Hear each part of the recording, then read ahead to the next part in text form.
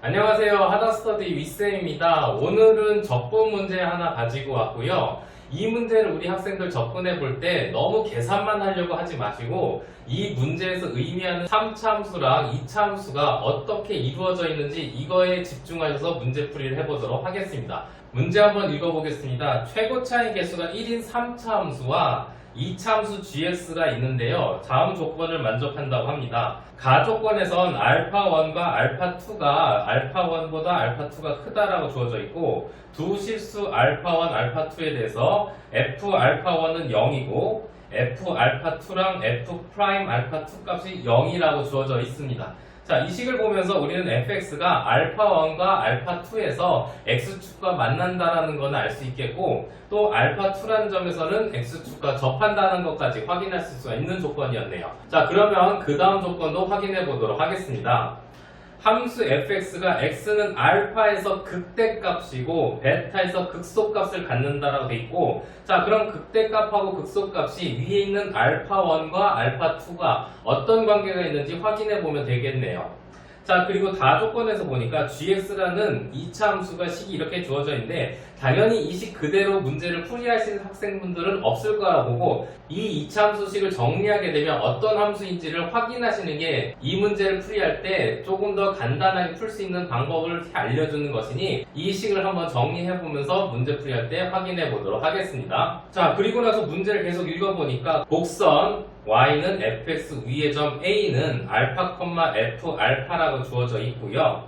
이 점에서의 접선이 곡선 fx와 만나는 점이 a가 아닌 점이 b. 자, 이런 형태 a라는 점에서 우리가 극대값이라는 걸 알 수가 있기 때문에 이 접선이 어떻게 그려지는지 그리고 만나는 점과의 관계식은 문제 풀이하면서 한번 확인해 볼 테니까 이 문제 풀이할 때 확인하는 형태 잘 기억해 두시길 바랍니다. 자, 그리고 그 b라는 점을 감마, f 감마라고 한다고 합니다.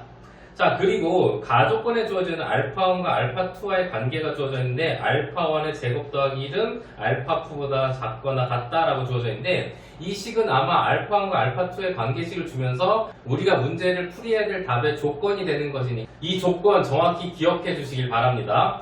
자 그리고 곡선 y는 gx 2참수 곡선이 x축과 둘러싸인 부분의 넓이를 s1 gx랑 x축 및 x는 감마로 둘러싸인 부분의 넓이를 s2라고 할 때 s1과 s2의 값의 합의 최소값을 p분의 q라고 했을 때 이 p 플러스 q 값을 구하라고 합니다. 자 그러면 우리는 이제 2차 함수의 둘러싸인 부분의 넓이니까 적분을 이용할 텐데 이 적분식과 fx에서 주어진 알파, 베타, 감마 이 식이 어떤 식으로 이루어져 있는지 한번 확인해 보면서 이 문제 풀이하도록 하겠습니다. 가조건에서 알파1과 알파2와의 관계가 fx가 x축과 만나는 점이고 알파2는 x축과 접한다는 것까지 확인했기 때문에 제가 이 fx식을 그림을 그린다고 한다면 x축을 이렇게 그려보겠습니다.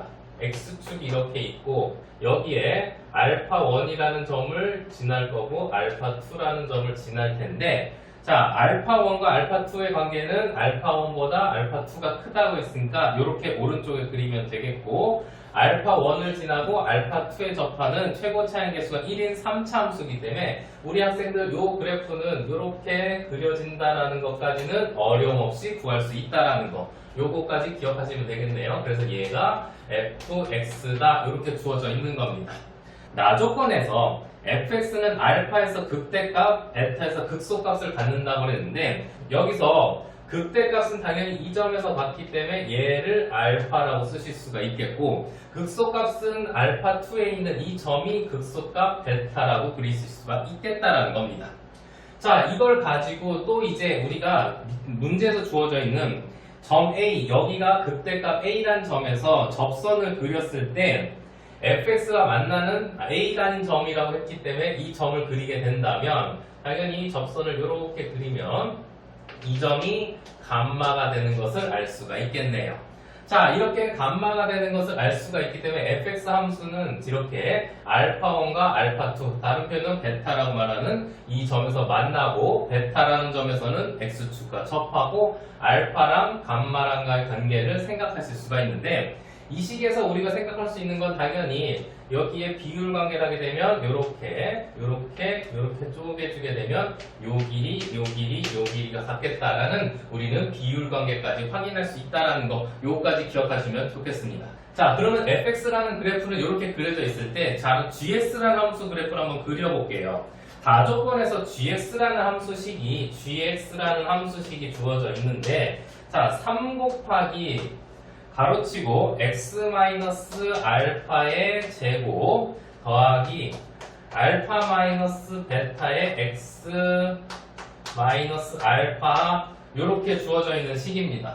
자, 이 식을 그대로 이용하실 학생분들은 없을 거라고 봅니다. 당연히 x-알파, x-알파는 공통 인수가 있기 때문에 이 x-알파를 뽑아내게 된다면 공통으로 뽑아내게 되면 x-알파 할 것이고 앞에는 x-알파라는 식이 하나 남을 거고 뒤에는 알파-베타라는 식이 이렇게 남는 걸 알 수가 있고 여기서 마이너스 알파 플러스 알파니까 이걸 소거해주면 이 식을 계산해 보게 되면 3의 x-알파 x-베타라는 것을 알 수가 있겠고 우린 gx라는 함수를 이렇게 주어진 대로 이용하는 것이 아닌 x-알파 x-베타라고 이렇게 계산하실 수가 있다라는 겁니다.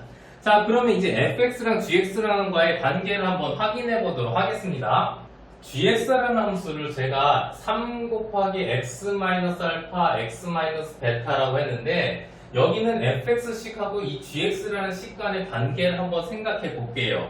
우리 학생들 문제에서 gx, fx 따로 나와 있다 하더라도 어떤 관계가 있는지는 확인해 보시는 게 좋을 것 같습니다.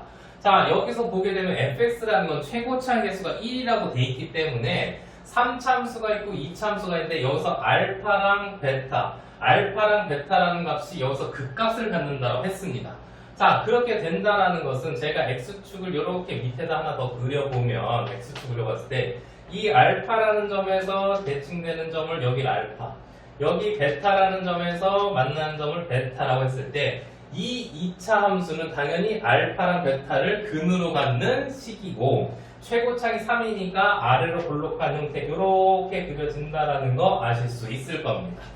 자, 이렇게 그려지게 된다면 당연히 gx라는 함수는 3 곱하기 x-알파 x-베타 이렇게 쓰실 수가 있는데 자, fx가 최고차의 개수가 1이기 때문에 미분을 하게 되면 최고차의 개수는 3이 되는 걸 알 수가 있고 그 값이 극값을 이렇게 갖는 점을 갖기 때문에 fx랑 gx랑은 fx를 미분한 값이 gx였구나 라는 것까지는 확인하실 수가 있어요. 자, 그럼 문제에서 우리가 구해야 될 값은 gx에서 x축과 gx라는 함수가 둘러싸인 부분의 넓이를 s1이라 하기 때문에 그 넓이를 여기 부분 여기를 s1이라 생각하실 수가 있겠죠.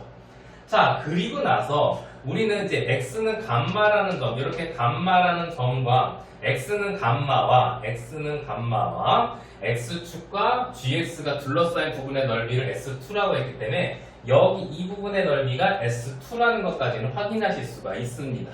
자, 그러면 우리는 이제 S1과 S2를 계산해야 되는데 잠깐 우리가 여기서 좀 알고 가시면 좋겠는 게 S1이라는 것은 이 F1이라는 GX라는 함수의 X축과 둘러싸인 부분의 넓이인데 만난 점이 알파, 베타 이렇게 알파, 베타로 돼 있을 때 이거를 우리가 6분의 공식을 많이 이용하는 걸 알 수가 있다라는 겁니다.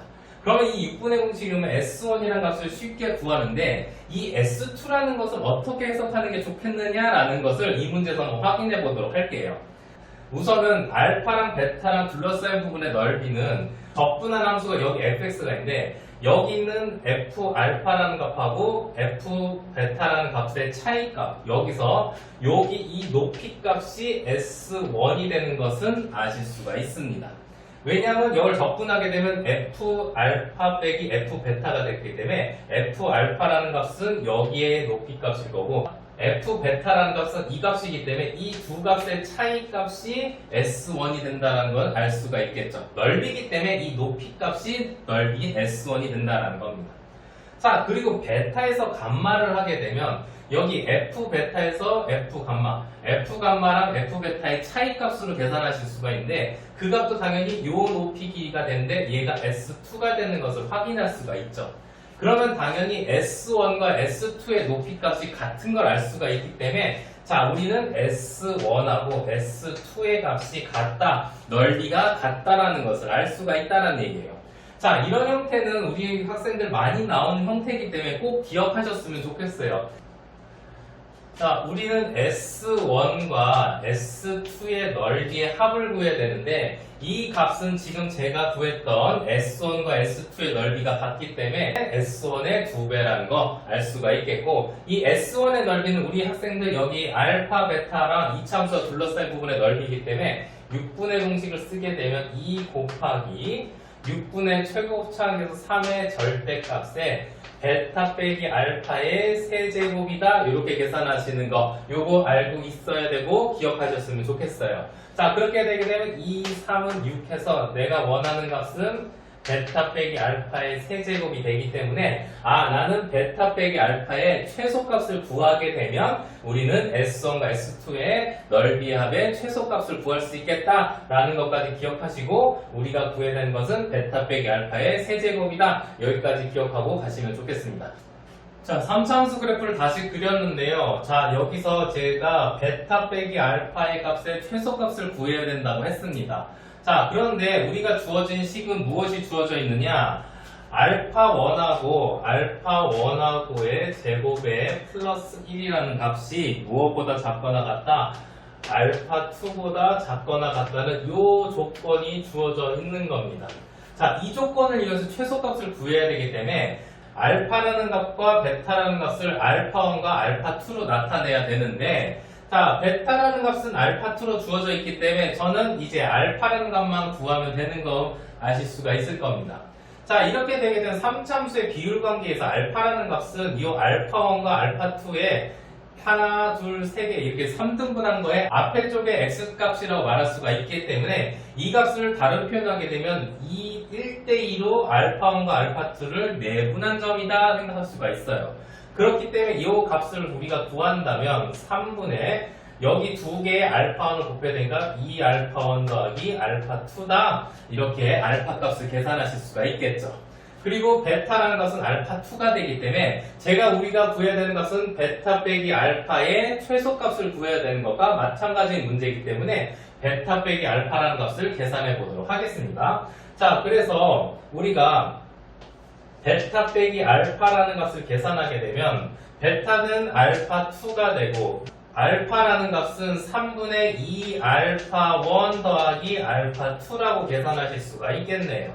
자, 이러면 요 값을 통분해서 하게 되면 3분의 3 알파2 빼기 알파2기 때문에 2의 알파2 빼기 2의 알파1 이렇게 해서 요 식을 조금 더 정리하게 되면 3분의 2의 알파2 빼기 알파1이다 이렇게 계산하실 수가 있겠네요.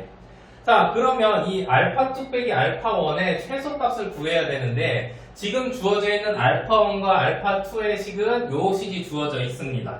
자, 알파2 빼기 알파1의 최소값을 구해야 되는데 알파2는 알파1의 제곱값 1보다 크거나 같은 숫자이기 때문에 이 식을 이렇게 쓰게 되면 3분의 2에 알파2 대신에 알파1의 제곱 더하기 1을 대입하게 되면 알파1의 제곱 더하기 1 빼기 알파1의 값을 구하실 수가 있겠네요.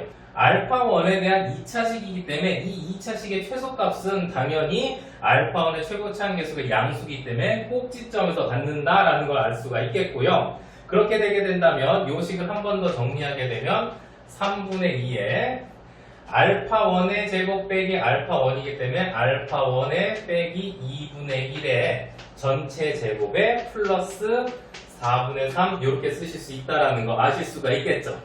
자, 그러면 이 값은 알파1이 2분의 1일 때 최소값을 받기 때문에 이 값은 어떻게 되겠느냐 3분의 2에 이 값이 0이 되니까 4분의 3에서 얼마가 되겠다 2분의 1이 최소값이 되겠다는 걸 알 수가 있습니다. 따라서 여기서 베타 빼기 알파라는 값은 뭐보다 크거나 같다? 2분의 1보다 크거나 같다라는 것을 아실 수가 있겠죠. 자, 우리가 구해야 되는 건 베타 빼기 알파의 최소값이 아니고 베타 빼기 알파의 세제곱의 최소값이기 때문에 이 값은 당연히 2분의 1의 세제곱이 될 것이고 얘는 8분의 1 이렇게 쓰실 수가 있겠죠.